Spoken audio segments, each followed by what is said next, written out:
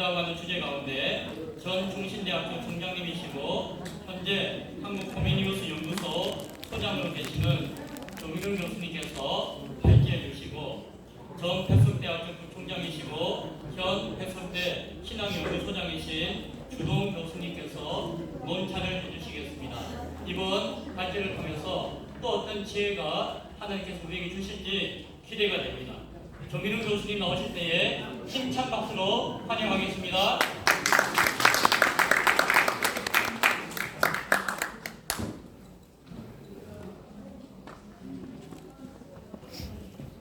여러분 반갑습니다. 오늘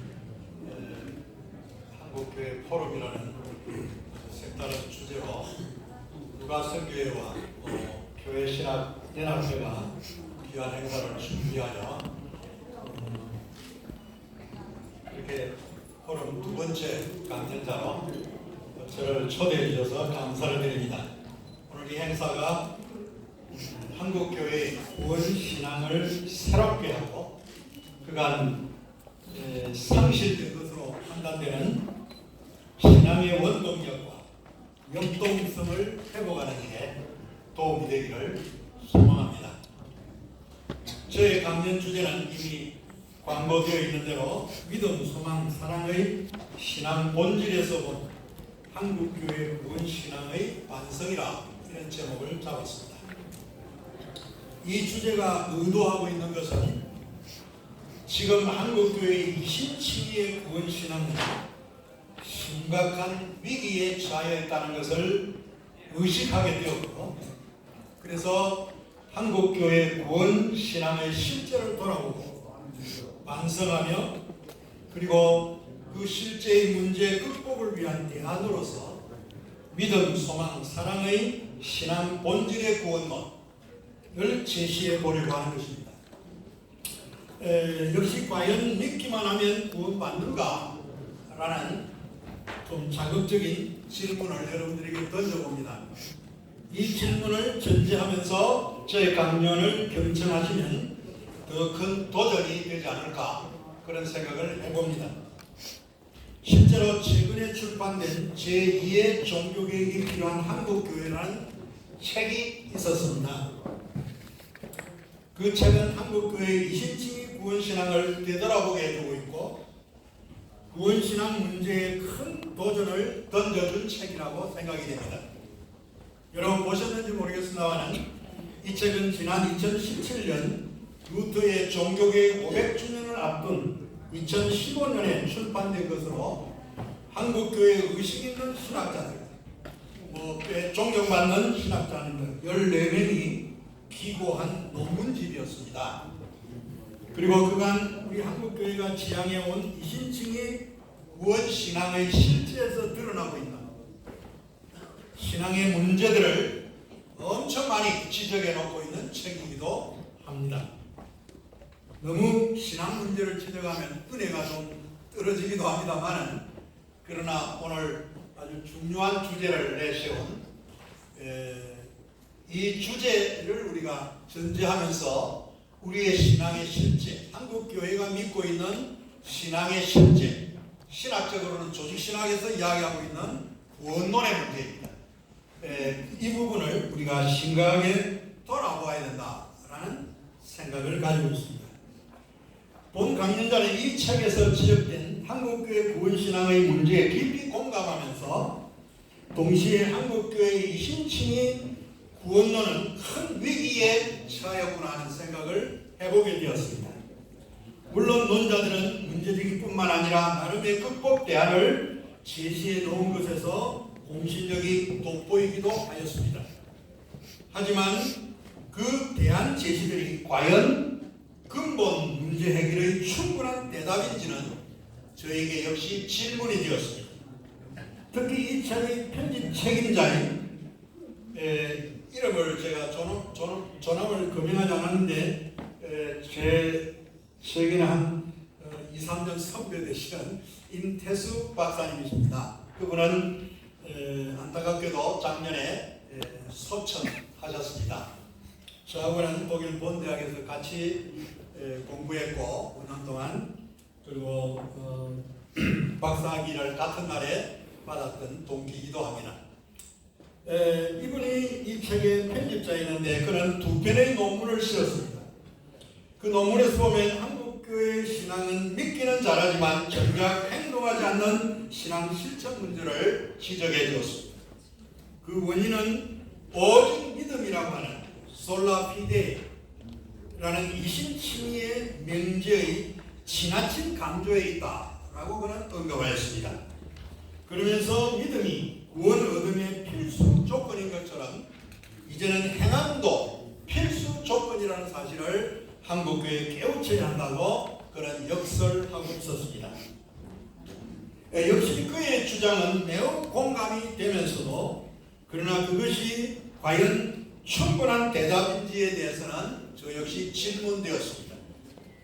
이 외에도 특히 한국교회 지도자들에게서 나타난 신앙의 비윤리성 문제가 크게 지적되었는데요. 그 원인은 한국교회가 급성장하던 지난 70년대, 80년대 이래로 우리 목회자들 대부분이 이웃교회와의 경쟁도 마다하지 않고 오직 개교의 성장만을 감행한 것에 있다고 설명되었습니다. 주로 우리 목회 성공을 거둔 것으로 자창하는 대형 교회들에서 나타나는 목회 세습의 비윤리적 행위는 한국교회가 우리 사회로부터 불신받게 된 주된 원인이라는 사실을 지적해 놓고 있기도 하였습니다.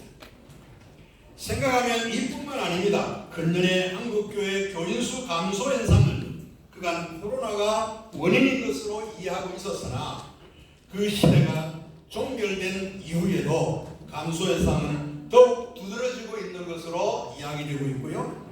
가난 성도가 날로 증가하는 소식에서도 한국교회의 구원신앙은 우리 사회에 대하여 아무런 선한 영향을 미치지 못하는 한국교회의 한계에 이르고 있음을 확인시켜주는 것이다 라고 생각해 볼 수 있습니다. 특히 한국교회 지도자인 우리는 이 모든 한국교회 오늘의 당면한 문제를 되돌아보고 그 문제의 원인이 어디에 있으며 그 문제의 극복을 위한 극단의 노력을 지금부터라도 기울여 가야 하지 않을까 하는 생각을 해보게 됩니다. 존경하는 복음의 동역자 여러분, 그러면 한국교회 구원신앙의 비윤리성 문제를 극복하며 그간 상실한 우리 사회의 신뢰성을 다시 회복하며 구원신앙의 상실된 원동력과 역동성을 다시 회복하려면 우리는 과연 무엇을 어떻게 해야 할 것인가 하는 질문 앞에 서게 된다는 사실입니다. 그리고 이러한 문제들의 극복은 앞서 소개한 제2의 종교육이 필요한 한국교회라는 책의 편집자가 제시한 대안이 하나 있는데 그 대안 중에 하나가 뭐냐니까 루터가 강조한 오직 믿음으로라고 하는 이 솔라피데라고 하는 이 졸라라고 하는 글, 오직이라는 글을 빼버리고 이해하면 어떨까, 이런 제안이 있기도 하였습니다. 과연 이 졸라를 빼면 그래서 과연 우리의 비윤리적인 문제의 행함이 해결될 수 있을지, 이것도 역시 저에게는 질문이었습니다. 아마도 지금부터 한국교회가 단결하여 믿음만이 구원의 필수 조건이 아니라 행함도 필수 조건임을 정말 가르치고 깨우치면 어느 정도 회복될 수 있지 않을까라는 기대도 해보게 됩니다. 그러나 그건 역시 저에게도 질문이 되었다는 사실입니다. 그 이유는 그것이 근본적인 문제 해결이 아닌 것으로 저는 여겨지기 때문이었습니다. 어떤 사람은 믿음이 올바르지 않기 때문에 행함이 뒤따르지 않느냐, 이렇게도 반문할 수도 있는 줄 압니다. 그러나 여기서 본 강연자는 이러한 문제 극복은 단순히 믿음과 행함의 관계뿐만 아니라 믿음, 소망, 사랑을 연결한 통념적인 구원신앙의 통찰이 필요하다는 것을 느끼게 되었고, 결국 그 이유는 이것이 성경에 보면 사도 바울이 성경에서 밝혀준 구원신앙의 본질이기 때문이며, 바울은 그의 서신서, 특별히 갈라디아서 2장에서 보면 믿음으로 의롭게 되는 이신칭의를 말하면서도 구원신앙의 실질적인 모습을 말할 때는 언제나 믿음, 소망, 사랑과의 관계 속에 있는 칭의의 구원을 말해주고 있기 때문이라고 생각하는 것입니다. 데살로니가전서 1장 3절에도 너희의 믿음의 역사와 사랑의 수고와 소망의 인내를 하나님 아버지 앞에서 내가 쉬지 않고 기억한다 라고 말했고, 고린도전서 13장 13절에서도 믿음, 소망, 사랑 이 세 가지는 항상 있을 것인데 라고 말합니다. 또 갈라디아서 5장 5절에서 6절이라든가 또는 골로새서 1장 4절에서 5절 말씀들을 참고하면 믿음, 소망, 사랑은 언제나 구원받은 신앙의 실제적인 모습임을 사도 바울은 그려놓고 있다는 사실인 것입니다.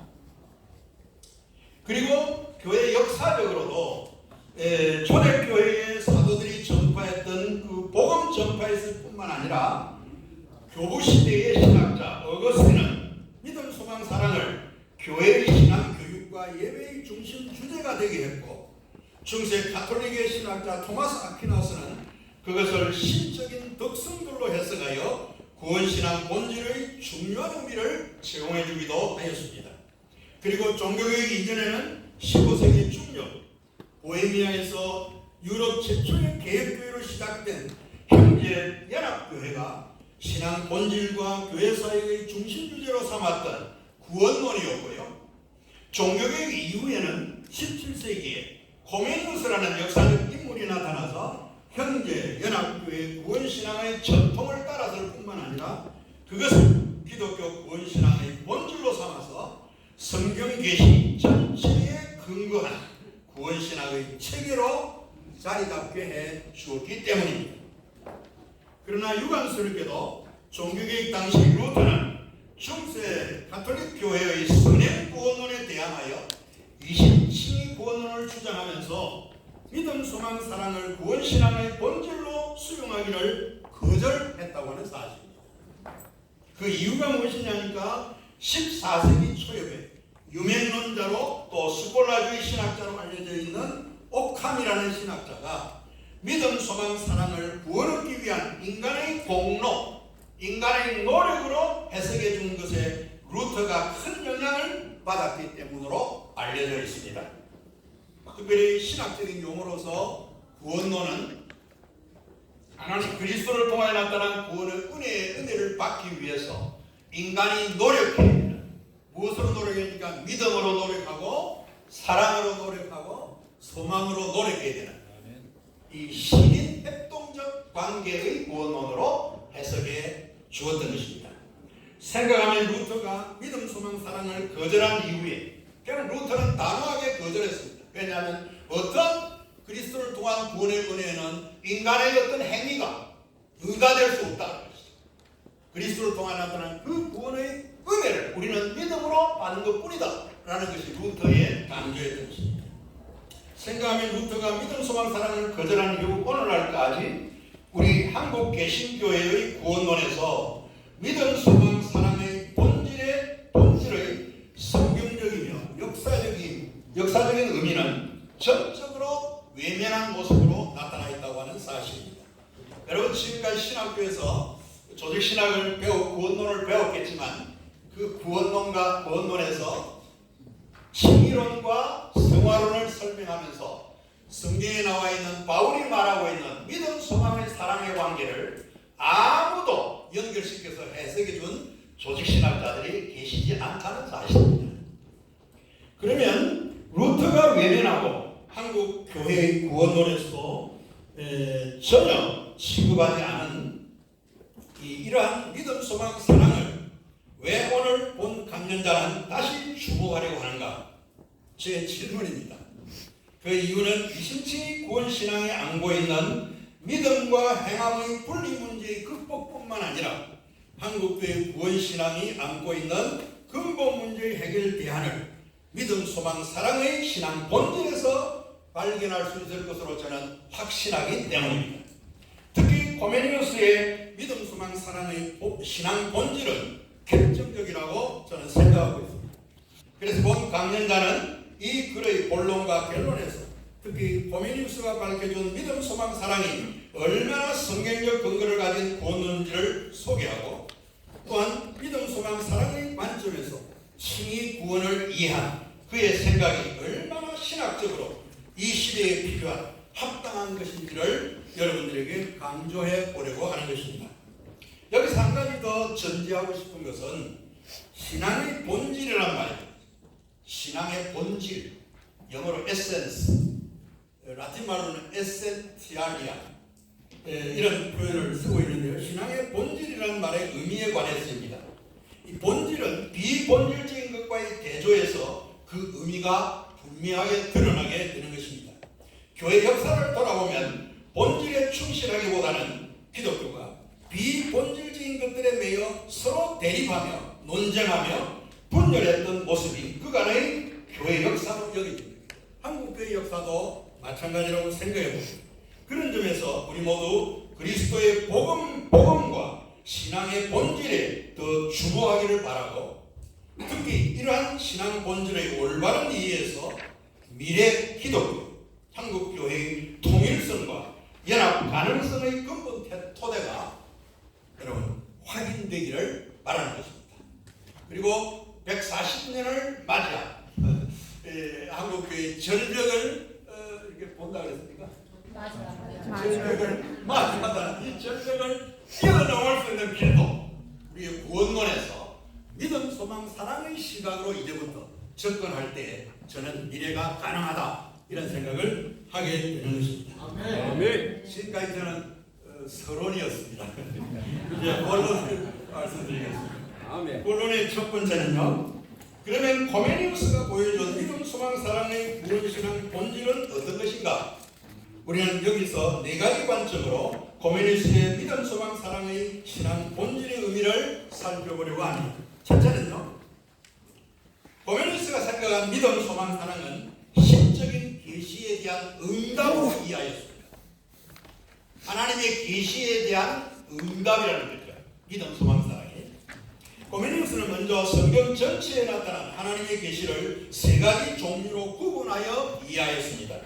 그것은 구원의 계시, 두 번째는 명령의 계시, 이거는 계명에 관한 것입니다. 그 다음에 언약의 계시, 이 세 가지로서 믿음, 소망, 사랑은 그 계시 각각에 대한 인간의 응답으로 이해하였습니다. 이 세 가지 응답은 하나님이 역시 요구하는 것으로 성경은 말하고 있는 것입니다. 이것들은 종교의 근본 토대로서 하나님이 모든 성경 말씀 가운데 스스로 요약해 주었으며 동시에 기독교 신앙의 본질로 인식하였습니다. 이러한 이해는 호메니우스의 독자적인 것이기보다는 그가 속한 형제연합교회가 처음부터 수용하고 또 목양사역의 본질적인 과제와 목표로 삼아 실천했던 구원론이라고 하겠습니다.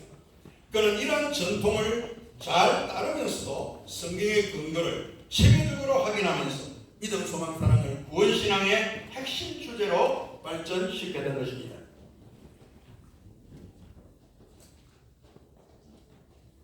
호메니우스의 이러한 이해는 그가 일찍 출판한 성경 핸드북 마누알릭이라는 책 서문에서 확인되고 있습니다.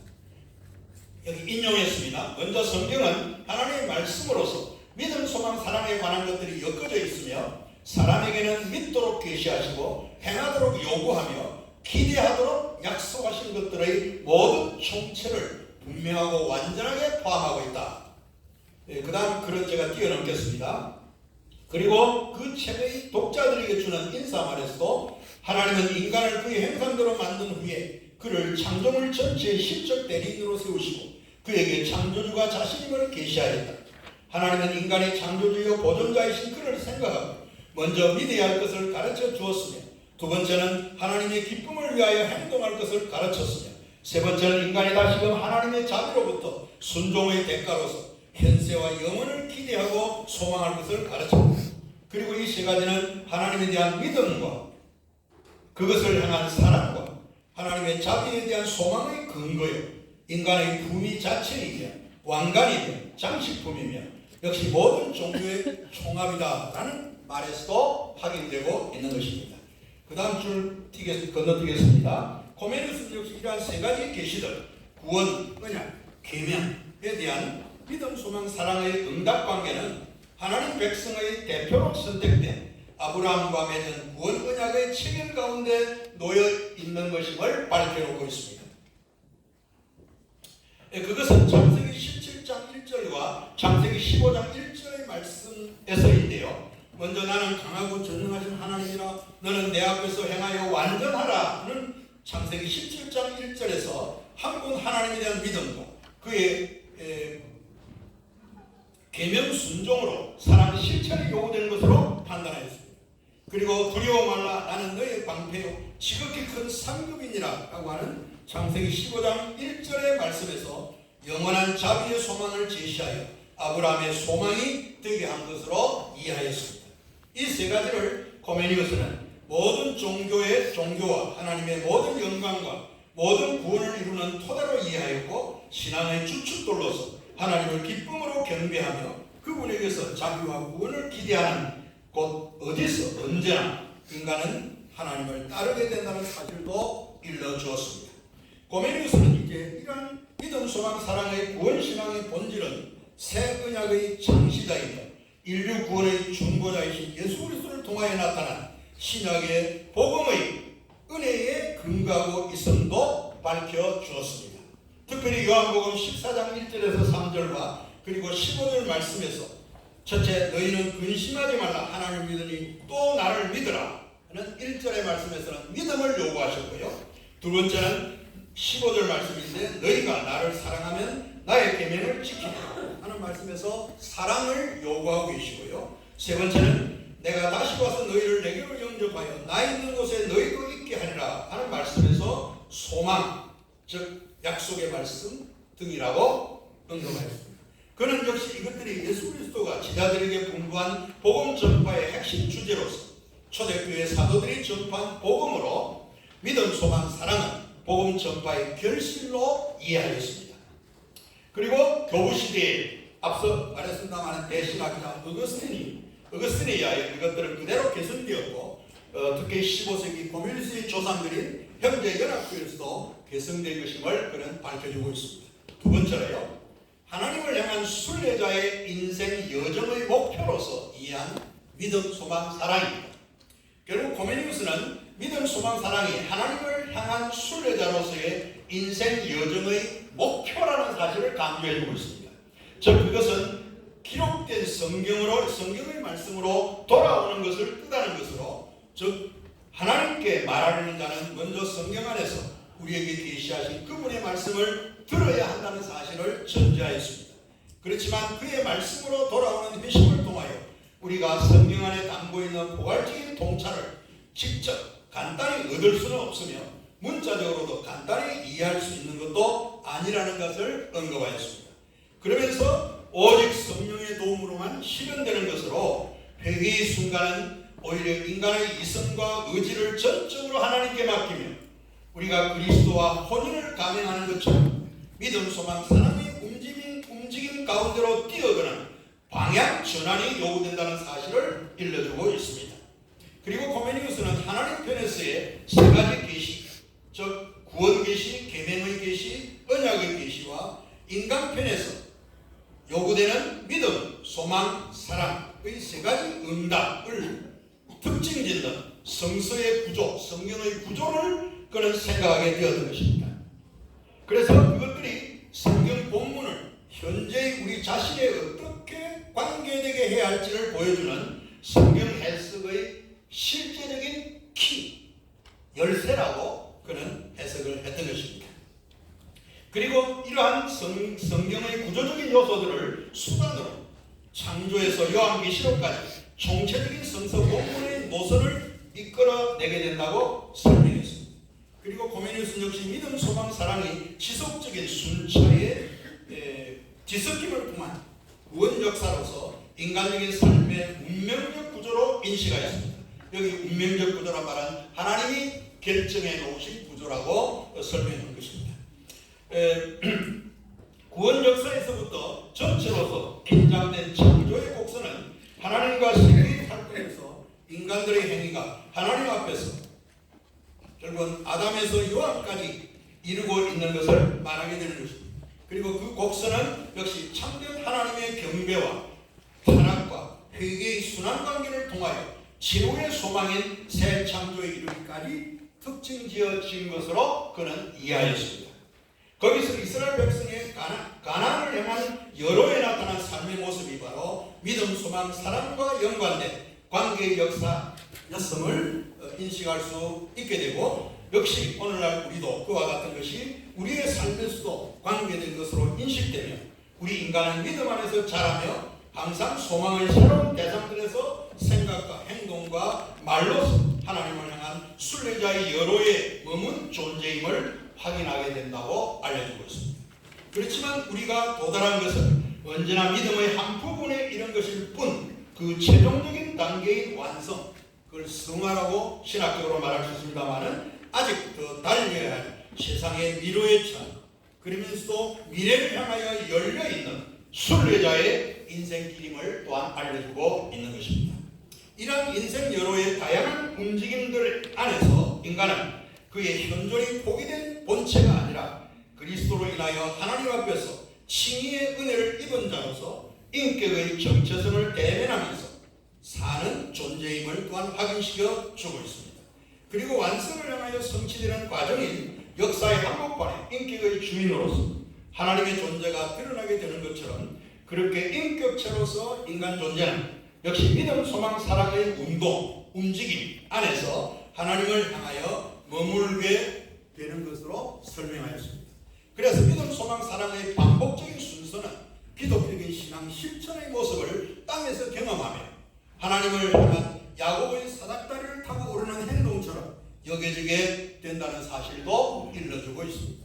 솔직히 말하면 인간은 타락, 죄타락 이래로 자신의 힘을 통하여 더 이상 모든 하나님의 계명에 상응할 수 없으며 존재 근원의 완전함에 이르는 믿음, 소망, 사랑의 길도 스스로 걸어갈 수 없는 것이다.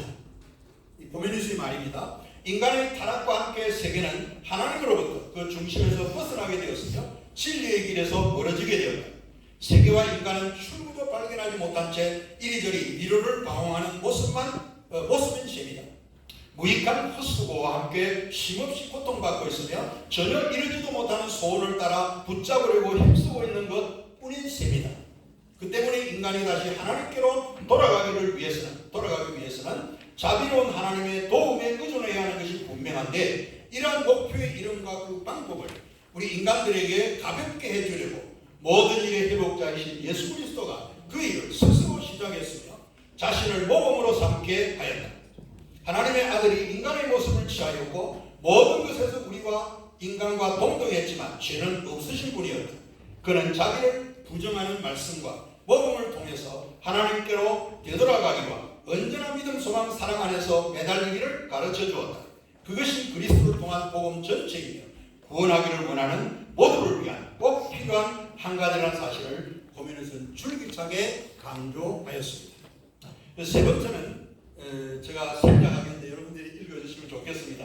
간단하게 몇 마디만 말씀드리면, 결국은 우리가 성경을 배우고 신앙을 배우는 그 목표, 그게 신앙 실천에 있는데 그 실천의 목표는 믿음, 소망, 사랑이라는 것입니다.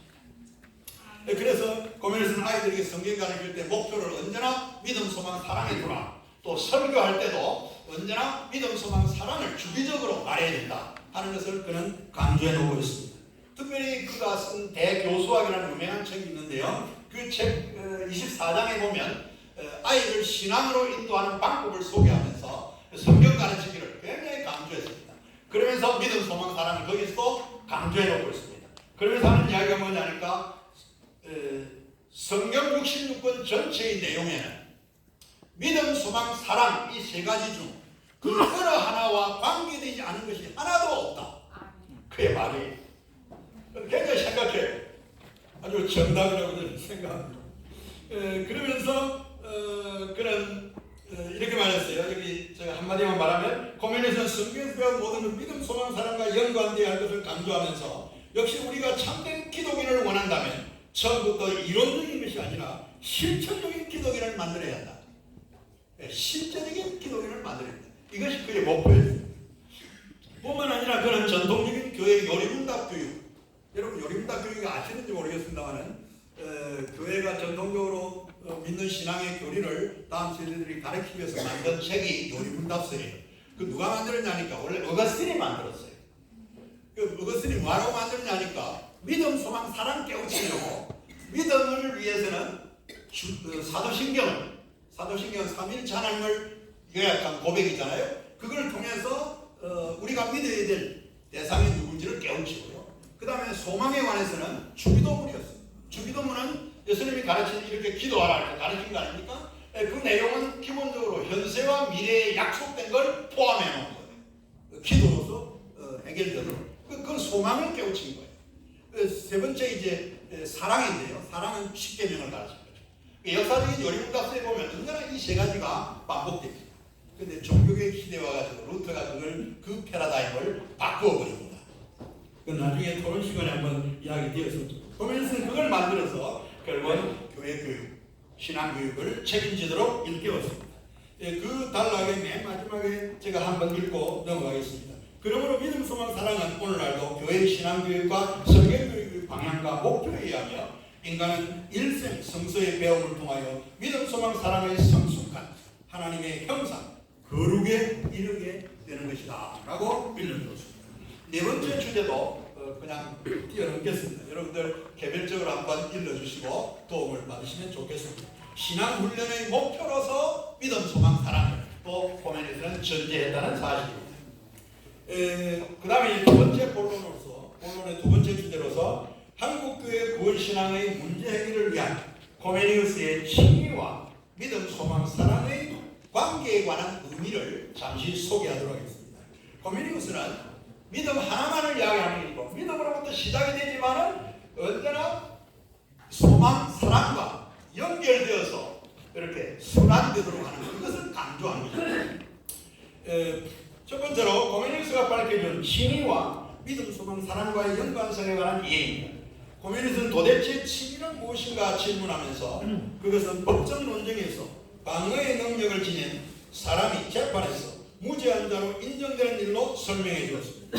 이 말은 한 사람이 하나님의 심판대 앞에 설 때 유죄로 판단되거나 또는 무죄로 선언된 일에 합당한 은으로 보았습니다.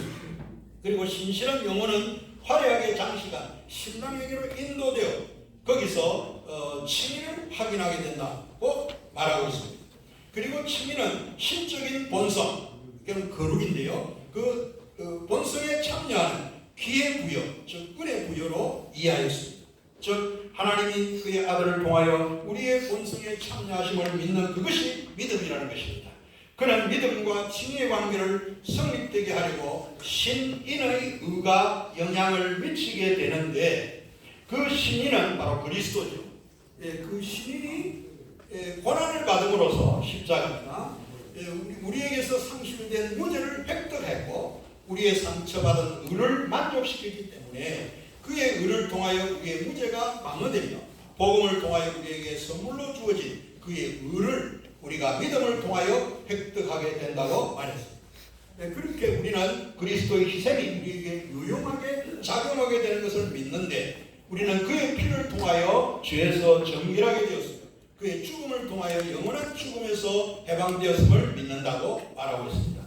그리고 우리는 저 고난받는 그리스도의 의를 통하여 의에 대한 분명한 믿음을 우리의 것으로 삼게 된다.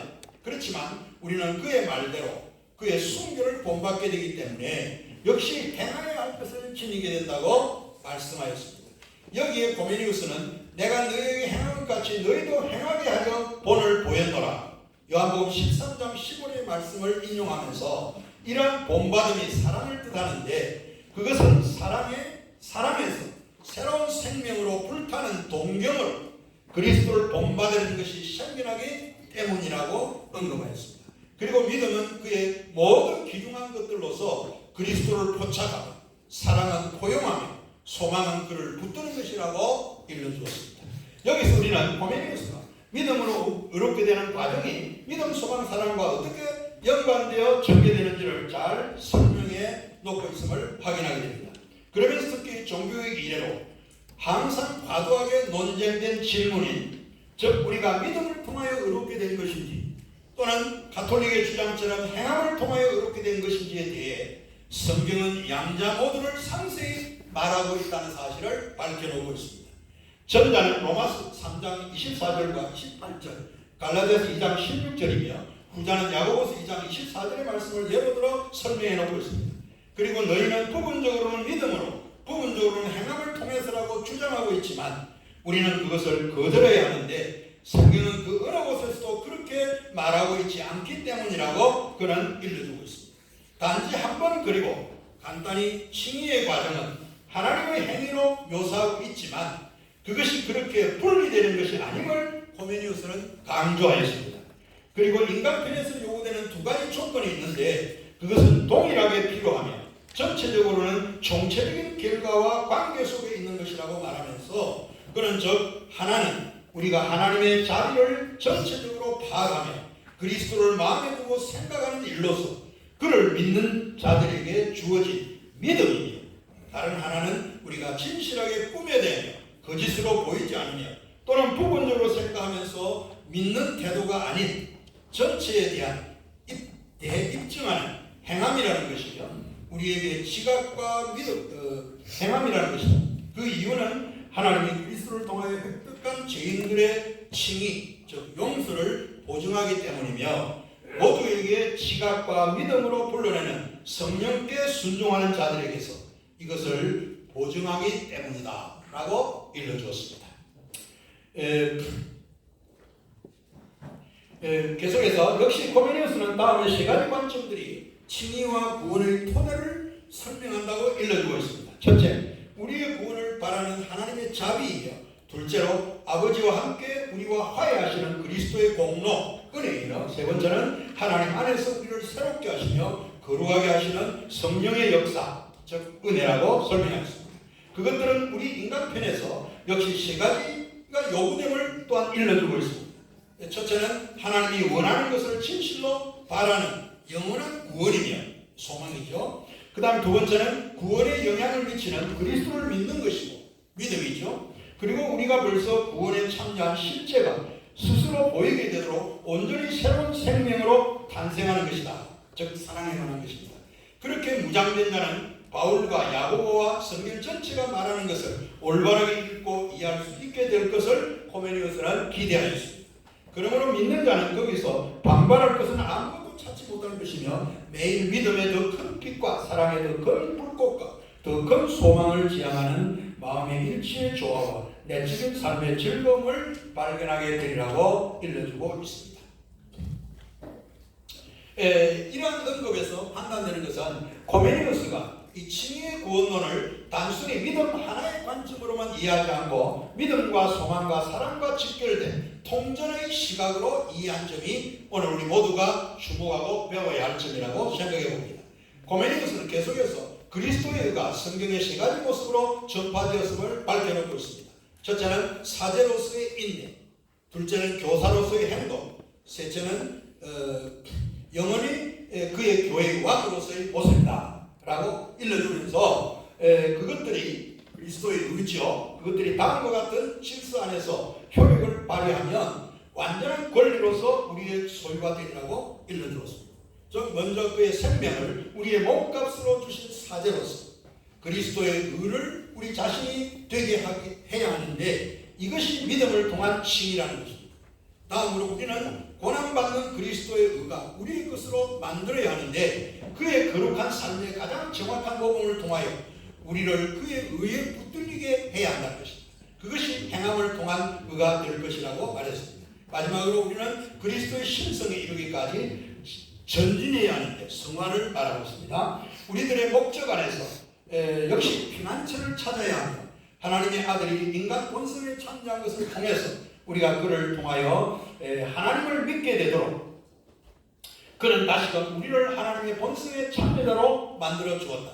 그것은 우리의 믿음과 우리의 소망이 궁극적으로 닥치로 고정되어 있음을 뜻하는데 우리가 하나님의 사람인 그리스도를 통하여 몫을 얻게 되는 그것이 본질적인 하나님의 의를 통한 칭의라고 일러주었습니다.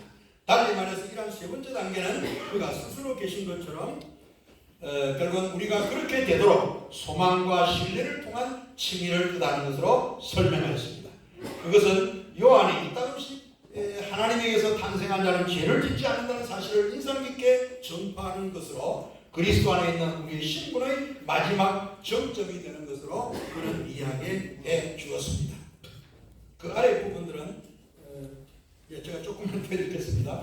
여기서 우리는 코메니우스의 구원론은 루터에게서처럼 오직 믿음으로는 맹제에만 한정된 것이 아니라 언제나 믿음, 소망, 사랑의 관점에서 칭의가 올바르게 이해되어야 하는 기독교 구원신앙의 본질임을 깨닫게 되는 것입니다. 그리고 이러한 믿음, 소망, 사랑의 신앙 본질로 이해된 구원론의 성찰에서만 20칭의가 초래하는 믿음과 행함의 불일치 문제가 극복될 수 있다는 것을 확인하게 됩니다. 그 이유는 믿음, 소망, 사랑을 중심에 둔 코메니우스의 구원론은 전인적이며 윤리적이며 영성과 관계된 총체적인 기독교 구원론의 의미를 보여주고 있기 때문이라고 생각이 됩니다. 그리고 코메니우스의 이러한 구원론은 매 상황에 따라 야고보스가 행함을 강조한 것처럼 바울과 루터의 의미에 있어서 오직 믿음으로의 관점이 결정적으로 한쪽으로만 치우치게 되는 일방적 주장의 단면성과 그것만으로 만족하고 있는 자만심의 문제를 극복하는 신학적인 대안임을 확인하게 된다는 사실입니다. 그 나머지 분들은 여러분들 읽어보시고요. 마지막 단 하나만 더 읽겠습니다. 결과적으로 코메니우스는 칭의를 하나님 안에서 온전함을 향한 우리 신앙의 움직임의 출발점으로 이해하며 칭의와 성화는 마찬가지로 믿음과 소망처럼 불가분리의 관계로 예속된 것으로 이해하였습니다. 그래서 믿음처럼 그렇게 우리가 먼저 행동하는 사랑의 움직임 안에서 갈망했던 언약을 향하여 움직일 수 있는 근본 토대가 분명해지는 것입니다. 이러한 완전함을 향한 칭의와 성화의 통전적 관계는 코메니우스의 교육성교로서도 확인되는 주제입니다. 우리는 여기서 코메니우스의 구원론은 칭의에서 믿음과 행함이 분리될 수 없는 것처럼 칭의와 성화 사이에서 분리될 수 없음을 보여주고 있음을 확인하게 되는 것입니다. 이제 마지막 주제로 믿음과 행함만 생각하고 소망을 외면하고 있는 신앙 문제의 비판입니다. 역사는 아이러니하게도 루터와 중세 가톨릭은 구원론 논쟁으로 인해 가지고 서로 믿음과 행함의 중요성만을 각각 주장하다가 결국 오늘날에 이르러서 어떤 상태에 이르냐니까 성경에서 말하고 있는 소망에 관해서는 양쪽 다 잊어버렸다는 거예요. 우리 프로테스탄트 교회도 잊어버리고 가톨릭 교회도 중세 그 논쟁할 때까지만 해도 가톨릭도 믿음, 소망, 사랑을 주장했어요. 그러다가 그 이후부터는 소망에 관해서는 언급도 안 하는 거예요. 그 부분을 17세기의 코메니우스가 그걸 깨닫고 벌써 그때 나타나는 것을 깨닫고 그 사실에 대해서 문제점을 지적하는 것을 숨기지 않았습니다. 우리는 여기서 잠시 그 부분을 확인해 보려고 합니다. 코메니우스는 1660년 암스텔름에 출간한 이성의 분별력이라는 책에서 그와 같은 입장이 확인됩니다. 특히 그 책에서 믿음, 소망, 사랑이라는 소주제를 첨부하여 기독교 구원신앙의 본질에서 믿음과 사랑만이 아니라 소망도 잘 보존하고 가르쳐야 할 것을 지적하게 되었습니다. 인용입니다. 나는 신학적인 체계를 구분하거나 하늘의 구원에 대한 진리의 지식을 준비하는 세 가지 바울 사도의 구분을 믿음, 소망, 사랑 안에서 보존하지 않고 말하자면 기독교의 가르침을 믿음과 사랑 안에서 왜 두 부분으로만 나누는지에 대하여 참으로 의아해하지 않을 수 없다. 하나님이 예수 그리스도에 대한 믿음을 통하여 경건한 생명을 약속하신 것이 아무것도 진지하거나 위대하지 않은 것처럼 또는 단지 있다면 조금씩 말해주는 것이 충분한 것처럼 생각하는 행위는 참으로 유감스럽다. 코메니우스의 말입니다.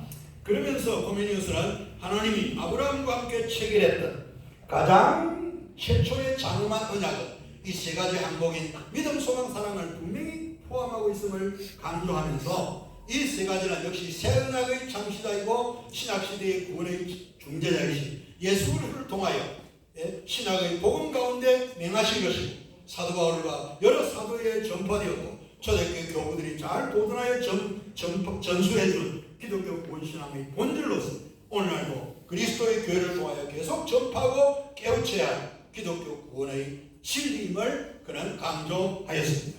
코메니우스는 역시 이러한 소망의 망각은 오직 믿음으로는 이심칭의의 지나친 강조가 초래한 문제로서 참된 믿음을 근거로 칭의의 성분인 소망의 모든 대상이 벌써 가시적으로 충분히 경험되고 확인한 것처럼 인식하여 소망의 가치들을 외면하고 상기하지 않는 것은 하나님을 향하여 더 노력해야 하는 인간의 신앙의 목표를 상실한 모습이며 거기서 기독인의 신앙의 안일과 안주함과 나태에 빠지게 되는 사실을 깨우쳐 주었다는 사실입니다. 물론 코메니우스는 오직 믿음으로란 이신칭의가 벌써 미래적인 영광의 미리 맛봄에 영향을 미치게 되는 것은 인정하지만 그러나 칭의의 영광이 결단코 직접적이거나 수동적으로 미래의 목표로 그대로 옮아가는 것은 아님을 지적해 주었습니다. 그래서 기독인의 행동에서 믿음과 소망 사이에는 특별한 긴장이 생겨나게 되는 때문에 인간에게 요구되는 꼭 필요한 한 가지는 뒤의 것을 잊어버리고 앞에 있는 것을 잡으려고 표대를 향하여 그리스도 예수 안에서 하나님이 위해서 부르신 부름의 상을 위하여 달려가야 하는 소망의 필요성과 중요성을 빌립보서의 인용으로 충고하였던 것입니다. 이제 결론에 이르겠습니다. 지금까지 우리는 코메니우스 생각에 의존하여 믿음, 소망, 사랑의 신앙 본질로 이해한 구원론의 통전의 의미가 무엇인지를 살펴보았습니다. 그리고 그것이 지금 한국교회가 당면한 이신칭의 구원신앙의 비윤리성 문제를 극복할 수 있는 유일한 대안이며 믿음, 소망, 사랑 그 자체가 구원신앙의 원동력임도 확인하였습니다. 이것은 루터가 오해했던 대로 구원 얻기 위하여 인간의 공로가 아니라 성령의 은혜 안에서 요구된 하나님의 세 가지 구원 계시의 구원 계명 언약 계시에 대한 응답임도 확인하였습니다. 이것은 초대교회 사도들이 이해하고 전파했던 복음의 진술이며 사도 바울에서 확인되며 교부시대 어거스틴과 중세 가톨릭과 현재 연합교회로 이어져 역사적인 기독 신앙 본질의 구원론임도 확인하였습니다. 이제 우리는 루터의 이신칭의 구원론의 종교개혁적인 의미는 존중하되 믿음, 소망, 사랑의 구원신앙의 본질의 관점에서 구원론의 의미가 더욱 확인되기를 바라고 특히 사도 바울이 왜 믿음, 소망, 사랑 이 세 가지는 항상 있을 것이라고 말했던지를 되돌아보며 믿음, 소망, 사랑의 구원신앙 본질의 올바른 이해를 통하여 그간 상실한 한국교회 구원신앙의 원동력이 회복되고 나아가서 구원신앙의 역동성을 발휘하여 한국교회를 더욱 새롭게 하는 일에 우리 모두 기여하기를 소망해 봅니다. 끝까지 경청해 주셔서 감사합니다.